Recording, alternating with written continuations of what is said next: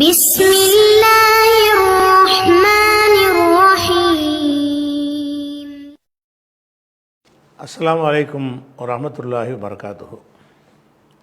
அன்பிற்குரிய சகோதர சகோதரிகளே, நீங்களும் ஆலிம்களாகலாம் என்ற இந்த தொடர் நிகழ்ச்சியில் திங்கள் செவ்வாய் ஆகிய 2 நாட்கள் சஹீஹுல் புகாரி என்கிற ஹதீஸ் நூலின் நேரடி தமிழாக்கத்தையும் அதில் கிடைக்கின்ற விளக்கத்தையும் இலக்கண விதிகளையும் நம்ம சேர்த்து பார்த்து வருகிறோம். இதில் இப்போ கடந்த 2-3 வாரங்களாக ஹதீஸ் கலை சம்பந்தப்பட்ட விஷயங்களை தான் பாடமாகி கொண்டு வர்றாரு. இதில் தொழுகை நோன்பு அந்த மாதிரி விஷயங்களை சொல்லாமல் கடந்த 2-3 பாடங்களை பார்த்தீங்கன்னு சொன்னால் ஹதீஸ் கலை இருக்குல்ல, அதை என்ன மாதிரி சொன்னால் எடுத்துக்கொள்வது, நேரடியாக கற்றுக்கொள்வது, ஒரு ஆசிரியர்கிட்ட ஒப்புதல் வாங்குவது, இந்த மாதிரி தலைப்புகளாகத்தான் கடந்த 2-3 பாடங்கள் இருக்கும். அந்த மாதிரியான ஒரு பாடம் தான் இப்போ வர்ற பாடமும். இது புகாரியில் 64வது ஹதீஸு பார்க்க வேண்டியிருக்கிறது. 64வது ஹதீஸுக்கு உரிய பாடம் என்னென்னு சொன்னால், பாபு மா யுதுக்கரு ஃபில் முனாவலத்தி ஓ கிதாபி அகலில் இல்மி பில் இல்மி இலல் புல்தான் அப்படின்ட்டு ஒரு பாடத்தை போட்டிருக்கிறார். அதாவது இதுக்கு என்ன அர்த்தம்னு சொன்னால், முதல்ல முனாவலான்னு ஒரு வார்த்தை இருக்குல்ல, இது நீங்கள் தெரிஞ்சு கொள்ள வேண்டிய ஒரு சொல். முனாவலாங்கிற வார்த்தைக்கு என்னன்னா கொடுத்து அனுப்புதல்னு அர்த்தம். நாவலைன்னா கொடுத்து அனுப்பினான், நேரடியாக கொடுக்காம ஒரு ஆள்கிட்ட கொடுத்து இதை போய் அவர்கிட்ட கொடுத்துருங்க அப்படின்னு அனுப்புகிறோம்ல, அந்த சொல்லுக்கு பேர் நாவலை. நாவலை என்றால் கொடுத்து அனுப்பினான். முனாவலத்து என்றால் கொடுத்து அனுப்புதல், நேரடி அர்த்தம். ஆனால் ஹதீஸ் கலையில் இந்த முனாவலாங்கிற சொல்லை எதுக்கு பயன்படுத்துவாங்கன்னு கேட்டால், ஒரு செய்தியை, ஒரு ஹதீஸை ஒரு ஏடாக கொடுத்து அனுப்புவது. ஒரு மாணவரை கூப்பிட்டு, அதில் ஒரு 10 ஹதீஸ் இருக்குது, இதை நான் சொன்னதாக நீ அறிவிச்சிக்க அப்படின்னு சொல்லி அந்த புக்கை, அந்த பேப்பர், அந்த சீட்டை கொடுத்து அனுப்புகிறாங்கல்ல, அதுக்கு உரிய சொல்லாக ஹதீஸ் கலையில் மாறிடுச்சு. அகராதி அர்த்தப்படி பார்த்திங்கன்னா கொடுத்து அனுப்புதல் பற்றிய பாடம்னு வரணும். இந்த இடத்துல கொடுத்து அனுப்புதல்ங்கிறது எதை குறிக்கும் என்று சொன்னால், ஒரு ஹதீஸ் எழுதப்பட்ட ஒரு பேப்பரை, ஒரு பெறுதியை, ஒரு புக்கை ஒரு ஆள்கிட்ட கொடுத்து இதை நீ அறிவிச்சிக்க அப்படின்னு சொன்னால், இவர் என்ன செய்யலான்னு கேட்டால் அந்த ஆசிரியர் பெயராலே இதை அறிவிக்கலாம். ஒரு ஆசிரியர் ஹதீஸுகளை எழுதி உங்கள்கிட்ட தந்தார்னு சொன்னால், உங்கள்ட்ட வாயினால் ஒன்றுமே அவர் சொல்லலை, எழுதி தான் கையில் தர்றாரு. அப்படி தந்தார்னா நீங்கள் என்ன செய்யலான்னா, போய் மக்கள்கிட்ட எனக்கு இந்த ஆசிரியர்கிட்ட நான் இந்த விஷயங்களெல்லாம் கற்றுக்கொண்டேன், அவர் எனக்கு அறிவித்தார் அப்படின்ட்டு சொல்லலாம். அந்த விஷயத்தை இப்போ சொல்ல போகிறார். என்ன சொல்கிறாருன்னா, பாபுண்டு வச்சு நிப்பாட்டிக்கிறலாம், அல்லது பாபு மா யுதுக்கரு ஃபில் முனாவலாண்டு சேர்த்தும் படிக்கலாம். நம்ம உடச்சியே படிச்சிடும் பாபுன். இது ஒரு பாடம். எது சம்மந்தமான பாடம்னா, மா யுதுக்கரு ஃபில் முனாவலத்தி, ஒரு ஏடுகளை கொடுத்து அனுப்புதல்ன்று நேரடி அர்த்தமாக இருந்தாலும், ஹதீஸ் கலையில் முனாவலான்னு சொன்னால் ஏட்டை கொடுத்து அனுப்புறது. அதாவது எழுதப்பட்ட ஏடுகளை, புத்தகங்களை, பிரதிகளை எழுத்து வடிவில் எழுதி கொடுத்து அனுப்புதல் அப்படிங்கிறதுக்குரியதான் முனாவலா. மாண்டா அல்லதி, மாங்கிறதுக்கு அர்த்தம் அல்லதியுடைய அர்த்தம். அல்லதி யுதுக்கரு ஃபில் முனாவலத்தி, கொடுத்து அனுப்புதல் குறித்து கூறப்படுபவை. கொடுத்து அனுப்புதலை எந்த மாதிரி எடுத்துக்கொள்வது, அவரே அறிவித்ததாக எடுத்துக்கொள்வதா, அல்லது யார் கொண்டு வந்தாரோ அவருடைய அறிவிப்பாக எடுத்துக்கொள்வதா, அது பற்றிய பாடம். மா யுதுக்கரு ஃபில் முனாவலத்தி, கொடுத்து அனுப்புதல் பற்றி. யுதுக்கரு என்றால் கூறப்படுவது, மா யுதுக்கரு என்றால் அல்லது யுதுக்கரு ஃபில் முனாவலத்தி, கொடுத்து அனுப்புதல் குறித்து கூறப்படுபவை. அது குறித்து உள்ள விஷயங்கள், ஆதாரங்கள் அர்த்தம் அந்த பாடம். மேலும் ஓ கிதாபி அகலில் இல்மி, அகலுல் இல்முனா கல்விமான்கள், இல்முனா கல்வி, அகலுனா உடையவர்கள், கல்வி உடையவர்கள். நம்ம மொழியில் சொல்வதாக இருந்தால் கல்விமான்கள். ஓ கிதாபி அகலில் இல்மி, கல்விமான்கள் எழுதுதல், கிதாபுனா எழுதுறது. ஓ கிதாபி அகலில் இல்மி, கல்விமான்கள் எழுதுவது, பில் இல்மி இல்மு சம்பந்தப்பட்ட விஷயங்களை எழுதுவது யாருக்கு எழுதுவதுன்னா இலல் புல்தானி, பல ஊர்களுக்கும் எழுதி அனுப்புதல் பற்றிய பாடம். கல்வி சம்பந்தப்பட்ட ஒரு விஷயத்தை வந்து நம்ம ஒரு புஸ்தகமாக ரெடி பண்ணி 4 பக்கத்துக்கு அதை நான் அனுப்பி வைக்கிறது. 4 பக்கத்துக்கு அனுப்புனாலும் அந்த 4 பக்கத்தில் உள்ளவங்களும் என்ன செய்வாங்கன்னு கேட்டால் நான் சொன்னதாகத்தான் அறிவிப்பார்கள். அப்போ ஒரு அறிஞர் என்ன செய்வா, கிதாபி அகலில் இல்மி, கல்விமான்களாக ஹதீஸ்களை அறிஞர்கள்னு வச்சுக்கிறீங்களேன். கல்விமான்கள் பில் இல்மி, இல்மு சம்பந்தப்பட்ட கல்வி சம்பந்தப்பட்ட விஷயங்களை எழுதுதல் இலல் புல்தானி. யாருக்கு எழுதுறது? புல்தானி என்பது பலது என்பதுடைய பன்மை. பலதுன்னா ஊர். பலதுங்கிற வார்த்தைக்கு அர்த்தம் வந்து ஊருன்ற அர்த்தம். புல்தானி என்றால் ஊர்கள். இலல் புல்தானி என்றால் ஊர்களுக்கு, அது பல ஊர்களுக்குன்னு வச்சுக்கிறேன். அப்போ கிதாபி அகலில் இல்மி பில் இல்மி, கல்விமான்கள் வந்து கல்வி குறித்து எழுதி அனுப்புவது இலல் புல்தானி, பல ஊர்களுக்கு பற்றிய பாடம். இந்த பாடத்தில் 2 டாபிக் வரப்போகுது. என்ன டாபிக் வரப்போகுதுன்னு கேட்டால், ஒரு ஏட்டை கொடுத்து அனுப்புதல், கல்விமான்கள் கல்வி சம்பந்தமான ஒரு தகவலை எழுதி உலகத்தின் பல பகுதிகளுக்கும் அனுப்பி வைத்தல். இதை என்ன மாதிரி எடுத்துக்கொள்வது? இது ஹதீஸ் கலை சம்பந்தப்பட்ட தலைப்பு தான் இது. அப்போ உள்ளடக்கத்தை பார்த்தா உங்களுக்கு தெளிவாக விளங்கிடும். மறுபடி பாருங்கள். பாபு மா யுதுக்கரு ஃபில் முனாவலத்தி, கொடுத்த சிற்றேடுகளை ஏடுகளைன்னு ப்ராக்கெட்டில் வச்சுக்கிறேன். ஏன்னா முனாவலத்துக்கு வந்து ஹதீஸ் கலையில் அந்த அர்த்தத்துக்கு தான் யூஸ் பண்ணுறாங்க. மா யுதுக்கரு ஃபில் முனாவலத்தி, ஏடுகளை கொடுத்து விடுவது. முனாவலத்தினா கொடுத்து அனுப்புதல் குறித்து கூறப்படுபவை. மா யுதுக்கரு என்றால் கூறப்படுபவை. பாபு மா யுதுக்கரு என்றால் கூறப்படுபவை குறித்த பாடம்.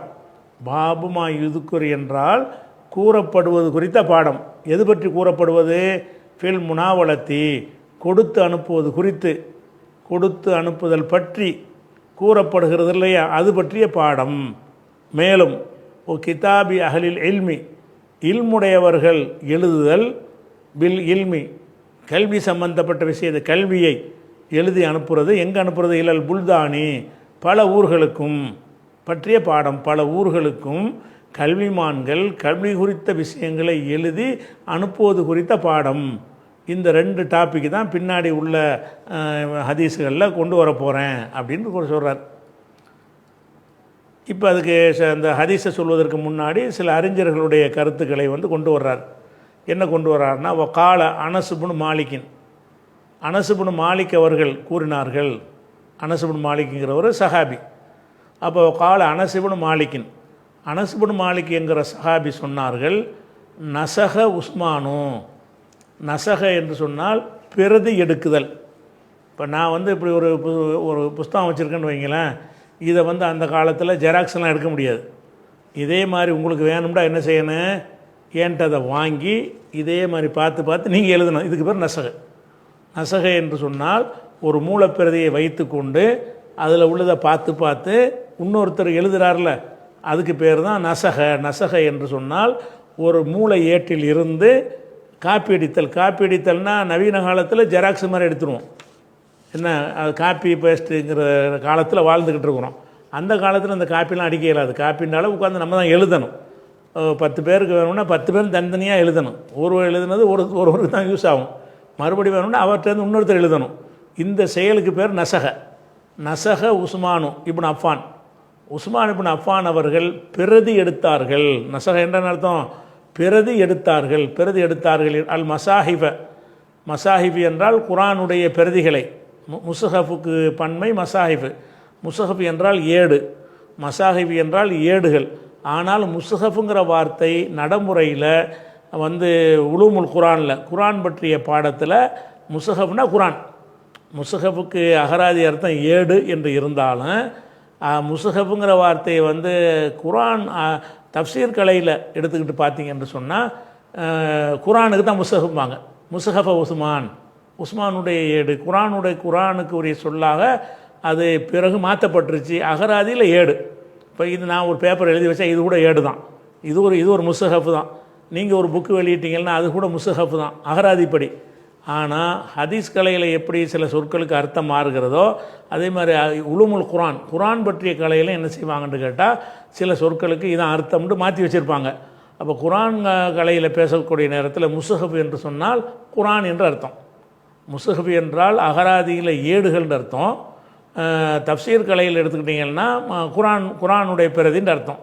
அப்போ நசக உஸ்மான் இப்னு அஃபானுடைய மகன் உஸ்மான்டா 3வது ஹலீஃபா, அவர்கள் நசக பிரதி எடுத்தார்கள் அல் மசாஹிஃப குரானுடைய ஏடுகளை. மசாஹிஃப்னா ஏடுகள்னு அர்த்தமாக இருந்தாலும் அது குரானுடைய ஏடுகளுக்கு தான் அதை சொல்கிற வார்த்தையை மாற்றிட்டாங்க.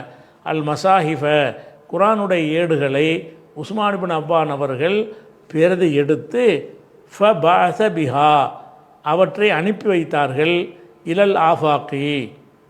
ஆஃபாக்குங்கிற வார்த்தை என்னென்னு கேட்டால் உஃப்குங்கிற வார்த்தைக்கு பன்மை ஆஃபாக். அலிஃபு ஃபே காஃபு உஃபுக்கும்பாங்க. உஃபுக்குங்கிற வார்த்தை உஃபுக்கு என்று சொன்னால் அடிவானம்னு அர்த்தம். நேரடி அர்த்தம் என்ன? இப்போ நம்ம இங்கேருந்து பார்த்தோம்னா வானத்துடைய அடிப்பகுதி இருக்குல்ல, நீங்கள் கடற்கரையில் நின்று அப்படி பார்த்தீங்கன்னு சொன்னால் வானத்தினுடைய அடிபாக அந்த கடலை தொட்டுக்கிட்டு இருக்கிற மாதிரி தெரியும்ல, அது கடல் இல்லாத பகுதியிலேருந்து பார்த்தா கூட அந்த தரை வந்து எது வரைக்கும் உங்கள் கண்ணுக்கு தெரிகிறதோ முடிகிறதோ அந்த இடத்து வரைக்கும் உள்ளதுக்கு பேர் உஃப்கு அடிவானம். வானத்தினுடைய அந்த வானத்தினுடைய அடிப்பகுதின்னு அர்த்தமாகுது. வானத்துக்கு அடிப்பகுதியெல்லாம் கிடையாது, நம்ம பூமி நம்ம பார்வையில் அப்படி தெரிகிறது வழங்குதா. நம்ம அடிப்பகுதின்னு சொல்லுவது இன்னொருத்தருக்கு நடுப்பகுதியாக இருக்கும், அது அடுத்ததுலாம் நம்ம பார்வைக்கு நம்ம பார்வைக்கு அடிப்பகுதி இருக்குல்ல, அதுக்கு பேர் தான் உஃபுக்கும்பாங்க. உஃபுக்கு என்றால் அடிவானம் என்று அதுக்கு அர்த்தம். நேரடி அர்த்தம் என்னது? உஃபுக்கு என்றால் அடிவானம். அடிவானம் என்று சொன்னால் நம்ம நின்றோம்னா வானம் அப்படி இருக்குல்ல, அந்த வானத்தில் இந்த பக்கத்தில் ஒரு அடிவானம் இருக்கிறது, அந்த பக்கத்தில் அடிவானம் இருக்குது. அதாவது எந்த பகுதி தரையை தொட்டுக்கிட்டு இருக்கிற மாதிரி நம்ம கண்ணுக்கு தெரிகிறதோ, இந்த பகுதியில் தரையை தொட்டுக்கிட்டு இருக்கிற மாதிரி தெரிகிற பகுதி அடிவானம், இந்த பகுதியில் வந்து தரையை தொட்டுக்கிட்டு இருக்கிற மாதிரி பகுதி அடிவானம். அப்போ நேரடி அர்த்தம் உஃப்கு என்றால் அடிவானம் என்று அர்த்தம். அடிவானத்தை கொண்டு கருத்து என்னன்னு கேட்டால், இப்போ வந்து அடிவானம்னா என்ன அர்த்தம்? நெடுந்தொலைவுன்னு அர்த்தம். அதான கடைசி. இங்கேருந்து பார்த்தீங்கன்னு சொன்னால் அப்படியே போய் கடைசியில் முடியுது, அதான் கடைசி. அப்போ பெரும் தொலைவில் அது இருக்கிறது. அப்போ உஃப்கு என்பதற்கு பன்மை எடுத்தீங்கன்னா ஆஃபாக்கு, நிறைய அடிவானங்கள்னு அகராதி அர்த்தம் வந்துடுது.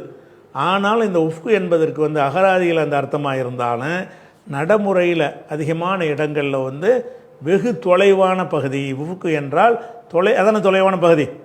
இப்போ நீங்கள் இங்கேருந்து பார்த்தீங்கன்னா உங்கள் பார்வையில் உங்களுக்கு ரொம்ப தொலைவான பகுதி அது அந்த வானம் தொட்டுக்கிட்டு அதான தொலை. நீங்கள் போயிட்டே இருக்கு, நடந்துக்கிட்டே இருக்கு, அது ஒரு விஷயம். உங்கள் கண் பார்வையில் எடுத்துக்கிட்டீங்கன்னு சொன்னால் உங்களுக்கு தொலைவான பகுதி எது? உங்களுக்கு தொலைவான பகுதி எது? இந்த வானம் எதில் போய் அவங்க முட்டிக்கிட்டு இருக்கிற மாதிரி தெரிகிறதோ அந்த எண்டு தான் உங்களுக்கு தொலைவான பகுதி.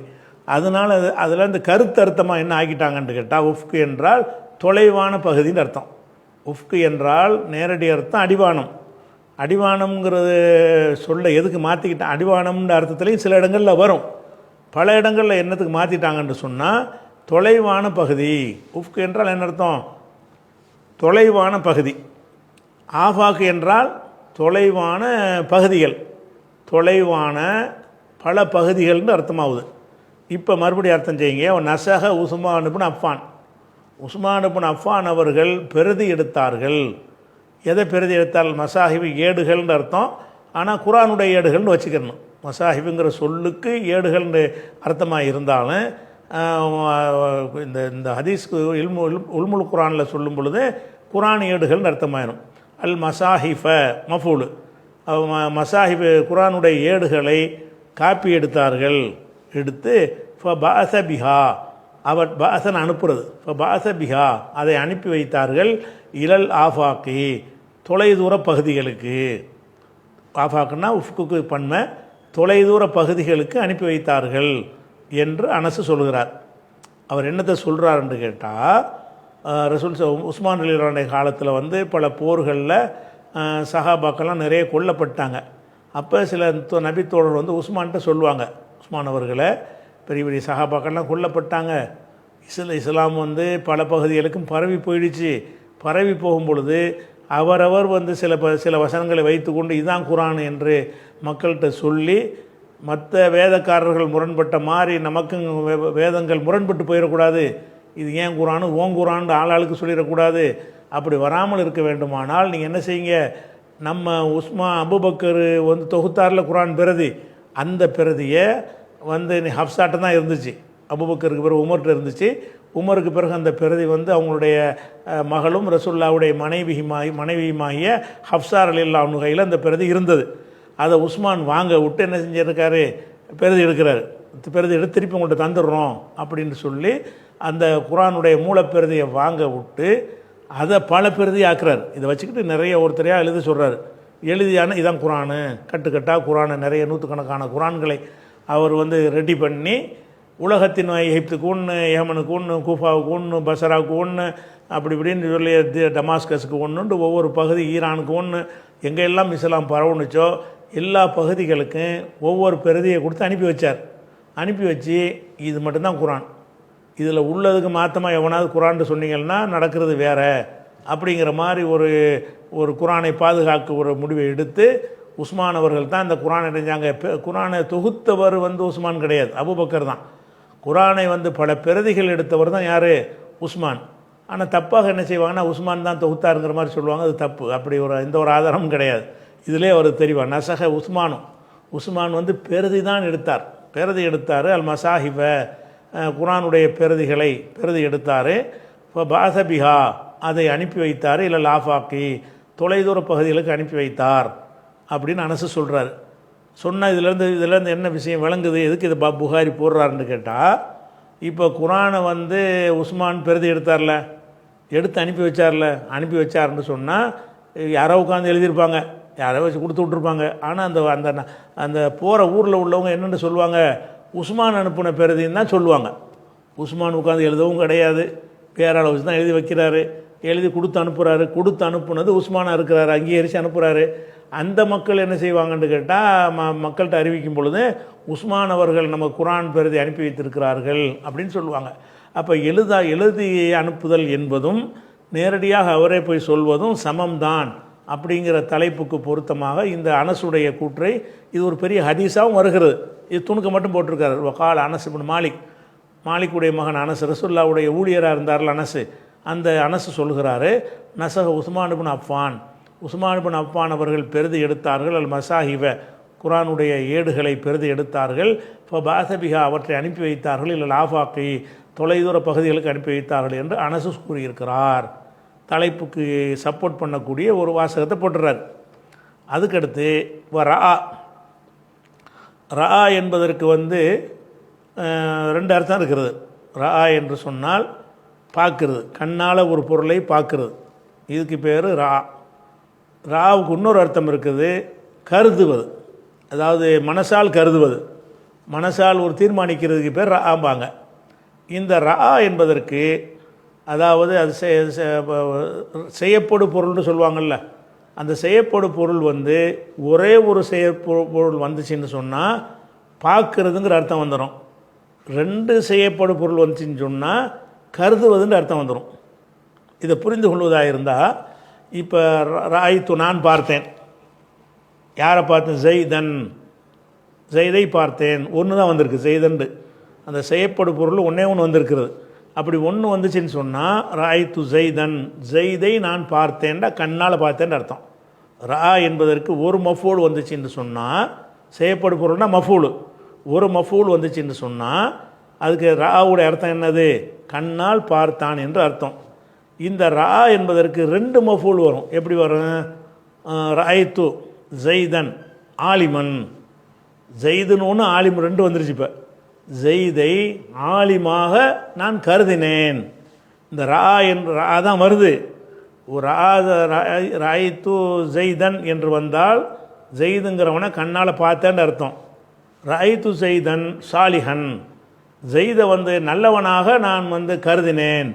இந்த நல்லவனாக இன்னொரு மஃபூல் சேர்த்துட்டீங்கன்னு வைங்க, அப்போ என்ன அர்த்தம் வந்துடும்னா கருதினான்கிற அர்த்தத்துக்கு வந்துடும். பார்த்தான்கிற அர்த்தத்தை நம்ம கவனமாக இருக்கணும். ராவுக்கு பிறகு ஒரு மஃபூல் வந்திருக்குதா, ரெண்டு மஃபூல் வந்திருக்குதா அப்படின்னு கவனிக்கணும். ஒரு மஃபூல் வந்துச்சுன்னு சொன்னால் அந்த ராவுக்குலாம் என்னது, பார்த்தான் என்று ஒரு ராய்த்து சம்சை பார்த்தேன், சூரியனை பார்த்தேன், ஒன்று தான் வந்திருக்குது. அப்படி இதா ராய்த்துமுல் ஹிலால, பிறையை நீங்கள் பார்த்தால், ஒன்று தான் வந்திருக்குது. அப்போ ரா என்பதற்கு பிறகு ஒரே ஒரு மஃபூல் வரும் என்று சொன்னால் அந்த ரா என்பதற்கு என்ன அர்த்தம் செய்யணும், கண்ணால் காண்பது என்று அர்த்தம் இருக்குது. அந்த ராவுக்கு பிறகு ஒரு பொருளை இப்படி பார்த்தேன் இப்படி கண்டேன் அப்படின்னு சொன்னீங்கன்னு சொன்னால் அப்போ அந்த பார்க்கறது என்னவாயிரும்னு கேட்டால் கருதுவதுங்கிற அர்த்தம் ஆயிரும். இது அரபிக்கு மட்டும் இல்லை, தமிழ்லையே அப்படி நீங்கள் சொன்னால் கூட அப்படி அர்த்தம் வரும். எப்படி? இவனை நல்லவனாக பார்க்கிறேன்கிறான்.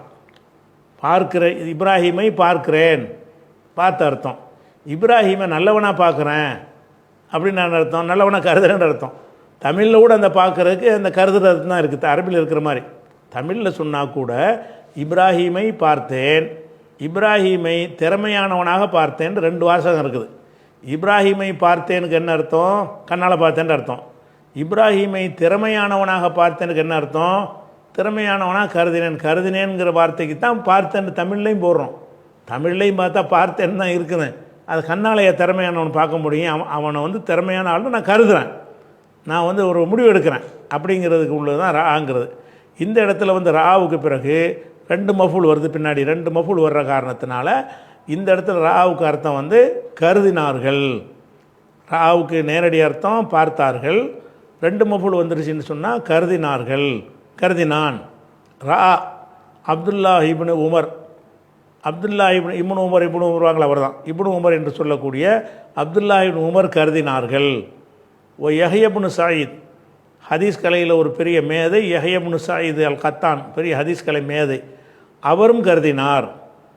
மாலிக் இப்னு அனஸின், மாலிக் இப்னு அனஸ்னா மாலிக் இமாம்ங்கிறாங்கல்ல, அனஸ் இப்னு மாலிக் வேறு, மாலிக் இப்னு அனஸ் வேறு. அனஸ் இப்னு மாலிக்னா சஹாபி, இவர் மாலிக் இப்னு அனஸ், வாப்பாத அனஸ், இவர் மாலிக். மாலிக் இப்னு அனஸ், இந்த மாலிக் இப்னு அனஸுங்கிற இமாம் மாலிக்கு தான் அந்த பேர். 4 மதுஹபுங்கிறாங்கல்ல, ஷாஃபி, ஹனஃபி, மாலிக். அந்த மாலிக் இமாமுடைய பேர் என்னென்னு கேட்டால் மாலிக் இப்னு அனஸ். அந்த 3 பேரும் கருதினார்கள்.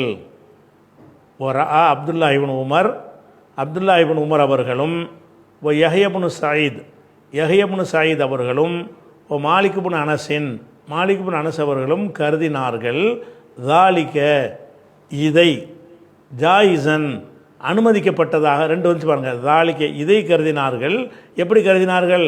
ஜாயிசன் அனுமதிக்கப்பட்டதாக கருதினார்கள். எதை பேசிக்கிட்டு இருக்கேன் இப்போ? நம்மளாம் எழுதி அனுப்புகிறத பற்றி. எழுதி அனுப்பலாம். ஒரு செய்தி நான் சொல்வதை நானே போய் தான் சொல்லணும்னு அவசியம் கிடையாது. நானே எழுதி கொடுத்து ஒரு ஆள்கிட்ட அனுப்பி விட்டால் கூட நான் சொன்னாதான் அர்த்தம். இப்படி செய்வது ஜாயிஸ், கூடும், இது நம்ம ஏற்றுக்கொள்ளலாம் அப்படின்னு இந்த 3 பேரும் சொன்னார்கள்ங்கிறார். ஒரு அப்துல்லா இப்னு உமர், அப்துல்லா இப்னு உமர் கருதினார். யஹ்யா இப்னு சயீத், யஹ்யா இப்னு சயீத் கருதினார். மாலிக் இப்னு அனஸ், மாலிக் இப்னு அனஸ் கருதினார். தாலிக்க இதைன்னா எதை பற்றி பேசிகிட்டு இருக்கிறோம்? எழுதி அனுப்புறத, எழுதி அனுப்புறது. தாலிக்க என்பது இதைன்னு வந்திருக்குது. அந்த இதைங்கிறது எதுங்கிறது நமக்கு நம்ம பாட தலைப்பில் இருந்தும் பார்த்துக்கிறலாம். அனசு சொன்னார்ல முந்தி வீட்டில் அதை வச்சும் பார்த்துக்கலாம். இப்போ தாலிக்க இதனை, அதாவது முனாவலத்துங்கிற வச்சுக்கிறோம். அந்த முனாவலத்துன்ற எழுதி அனுப்புதலை வந்து ஜாயிஸ்னா கூடுமானது, அனுமதிக்கப்பட்டது என்று இந்த 3 கருதி இருக்கிறார்கள். இவங்க 3 பெரிய அறிஞர்கள். இவங்கெல்லாம் என்ன சொல்கிறாங்க? நம்ம தான் போய் நேராக சொல்லணுங்கிறது கிடையாதுங்க, நம்ம சொல்கிறதுக்கு பதிலாக எழுதி அனுப்புனாலும் நம்மளே போய் சொன்னதாக தான் அர்த்தம் அப்படின்னு சொல்லியிருக்கிறாங்களாம். அதுக்கப்புறம் வந்து எஹ்தஜ்ஜங்கிற வார்த்தை வந்து முன்னாடி கூட உங்களுக்கு வந்திருக்குது. எஹ்தஜ்ஜ என்றால் ஆதாரமாக கொண்டான். ஹுஜ்ஜத்துங்கிறாங்கல்ல, ஹுஜ்ஜத் என்றால் ஆதாரம். அப்போ எஹ்தஜ்ஜ இஃப்தாலன்றதை மாற்றிட்டீங்கன்னு சொன்னால் எஹ்தஜன்னு வரும், எஹ்தஜ்ஜன்னு சொல்லுவோம். எஹ்தஜ்ஜ என்றால் சான்றாக கொண்டார்கள், ஆதாரமாக கொண்டிருக்கிறார்கள். எஹ்தஜ்ஜ என்றால் ஒரு செய்திக்கு வந்து பின்வரும் ஹதீஸை ஆதாரமாக கொண்டிருக்கிறார்கள்னு சொல்கிறார். என்ன சொல்கிறாருன்னு கேட்டால் வஹ்தஜ்ஜ ஆதாரமாக கொண்டிருக்கிறார்கள். யார்? பஅது அஹ்லில் ஹிஜாஸ். ஹிஜாஸுங்கிறது எதுக்கு சொல்கிறதுன்னு கேட்டால் மக்கா மதீனாவை உள்ளடக்கி அந்த மாகாணத்துக்கு பேர் ஹிஜாஸ். அரபுகள் பல மாகாணங்களாக பிரிக்கப்பட்டிருக்கும் பொழுது இந்த மக்கா மதீனாவையெல்லாம் உள்ளடக்கி ஒரு மாகாணம் வரும்ல, அந்த மாகாணத்துக்கு பேர் தான் ஹிஜாஸும்பாங்க. ஹிஜாஸ் பகுதின்னா மக்கா மதீனா இருக்கிற பகுதின்னு அர்த்தம். அஹ்லுல் ஹிஜாஸ், ஹிஜாஸ் வாசிகள்னால் மக்கா மதீனா பகுதியில் வசிக்கக்கூடியவர்களில் சிலர். வஹ்தஜ்ஜ ஆதாரமாக கொண்டிருக்கிறார்கள். பாலு அஹ்லில் ஹிஜாஸ் வாசிகளில் சிலர் ஆதாரமாக கொண்டிருக்கிறார்கள். ஃபில் முனாவலத்தி ஏடுகளை கொடுத்து அனுப்புவதற்கு. ஏடுகளை முனாவலத்துனா பொதுவாக கொடுத்து அனுப்புதல். இந்த ஹதீஸ் கலையில் ஏடுகளை கொடுத்து அனுப்புதல். ஏடுகளை கொடுத்து அனுப்புவதற்கு ஆதாரமாக கொண்டிருக்கிறார்கள். பி ஹதீஸின் நபி ஸல்லல்லாஹு அலைஹி வஸல்லம், ரசூலுல்லாஹ்வுடைய ஒரு ஹதீஸை ஆதாரமாக காட்டுகிறார்கள். ஹிஜாஸ் வாசிகள் என்ன செய்கிறாங்கன்னு கேட்டால், கொடுத்து அனுப்புகிறது தப்பு கிடையாதுங்கிறாங்க எல்லாருமே. இந்த ஹிஜாஸ் வாசிகள் என்ன செய்கிறாங்கன்னா அதுக்கு ஒரு ஆதாரத்தையும் காட்டுறாங்க. என்ன ஆதாரம் காட்டுறாங்க? வஹ்தஜ்ஜ, ஆதாரம் காட்டுகிறார்கள். பாது அஹ்லில் ஹிஜாஸ் வாசிகளில் சிலர்னா சில அறிஞர்கள் ஆதாரம் காட்டுகிறார்கள். ஃபில் முனாவலத்தி, கொடுத்து அனுப்புவதற்கு, கொடுத்து அனுப்பும் விஷயத்தில் ஆதாரம் காட்டுகிறார்கள். பி ஹதீஸின் நபி ஸல்லல்லாஹு அலைஹி வஸல்லம், ரசூலுல்லாஹ்வுடைய ஒரு ஹதீஸை ஆதாரம் காட்டுறாங்க அப்படின்னு சொல்லிட்டு அந்த ஹதீஸ் என்னன்னு சொல்கிறார். ஹைசு கத்தப, ரசூல் ஸல்லல்லாஹு அலைஹி வஸல்லம் எழுதிய போது, இல்லை அமீரி ஷரியத்து என்று சொன்னால் ஒரு சிறு படை. ஷரியத்துன்னு சொன்னால் சின்ன சின்ன படைகளை ரசூல் அனுப்பி வைப்பாங்க. ஒரு 10 பேர் 20 பேர் 30 பேர் கொண்ட சின்ன படைகளை சில நோக்கங்களுக்கு அனுப்பி வைப்பாங்க. அந்த ஷரியத்து அமுக்குனாங்கன்னா ஒரு அமீரை போட்டுருவாங்க. அதுக்கு ஷரியத் சின்ன படை அனுப்புனாங்கன்னு சொன்னால் யார் தலைமையில் இருக்கணும்னு, இல்லாட்டி அதுக்கு பேர் படைன்னு சொல்ல முடியாது. இஷ்டத்துக்கு ஆளாளுக்கு நடப்பாங்க. அப்படி ஆகக்கூடாதுன்னு என்ன செய்யணும்? அதுக்கு ஒரு தலைவர் இருக்கணும். அப்போ கத்தப, ரசூல்லா எழுதினார்கள். லி அமீரி ஷரியத்தி, சிறு படையுடைய ஒரு அமீருக்கு, ஒரு சிறு படை அனுப்புகிறாங்க. அந்த சிறு படைக்கு ஒரு அமீர், ஒரு தலைவரை நியமிக்கிறாங்க. அந்த தலைவருக்கு கடிதம் ரசூல்லா எழுதுகிறாங்க. ஒரு தலைவருக்கு தளபதியை அனுப்பி என்ன செய்கிறாங்கன்னு கேட்டால், அவருக்கு ஒரு செய்தியை சொல்லாமல் ஒரு பேப்பரில் எழுதி கொடுக்குறாங்க. கிதாபன், ஒரு ஏட்டை எழுதி கொடுத்தார்கள். கத்தபலி அமீரி ஷரியத்தி, ஒரு சிறு படையுடைய அமீருக்கு ரசூல்லா எழுதினார்கள். கிதாபன், ஒரு ஏட்டை எழுதினார்கள். வகால, சொன்னார்கள். லா தக்ரவுஹு, இதை நீ வாசிக்கக்கூடாது. மூடி வச்சு கொடுக்குறாங்க. ஓப்பன் பண்ணி வாசிச்சிடாத. ஹத்தா தப்லுக மக்கான கதாவ கதா, அந்த எந்த இடம்னு ஏதோ சொல்லியிருப்பாங்க. அறிவிப்பாளர் மறந்துட்டார் போல இருக்குது. அதுக்கான இன்னென்ன இடம்னு சொல்கிறார். கதாவ கதானா இன்னென்ன இடம். ஹத்தா தப்லுக மக்கான கதாவ கதா, இந்தந்த இடங்களை அடைவது. தப்லுகன்னா அடைவது. ஹத்தா தப்லுக, நீ அடையும் வரை.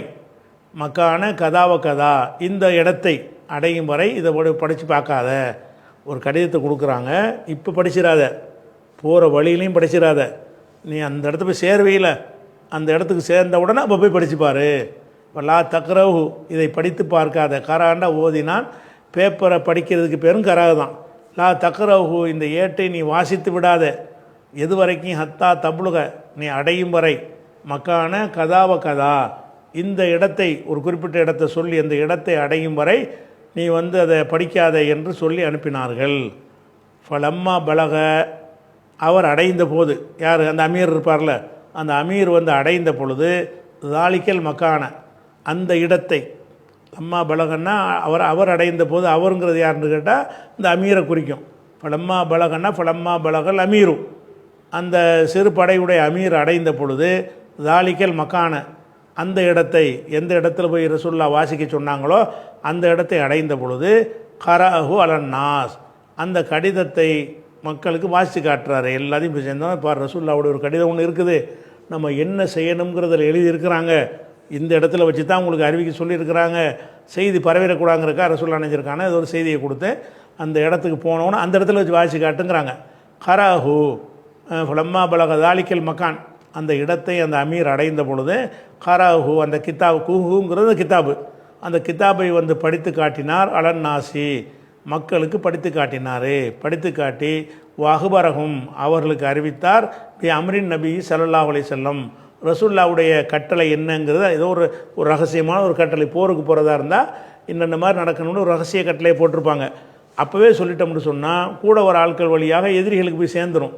அதனால் கட்டளை எழுதி கொடுத்து, இதில் நான் என்ன செய்யணும்னு எழுதியிருக்கிறேன், உடைக்கக்கூடாது. ஒரு குறிப்பிட்ட போயிருங்க, அந்த இடத்துலேருந்து அந்த நடவடிக்கை ஆரம்பிக்க போகிறீங்க.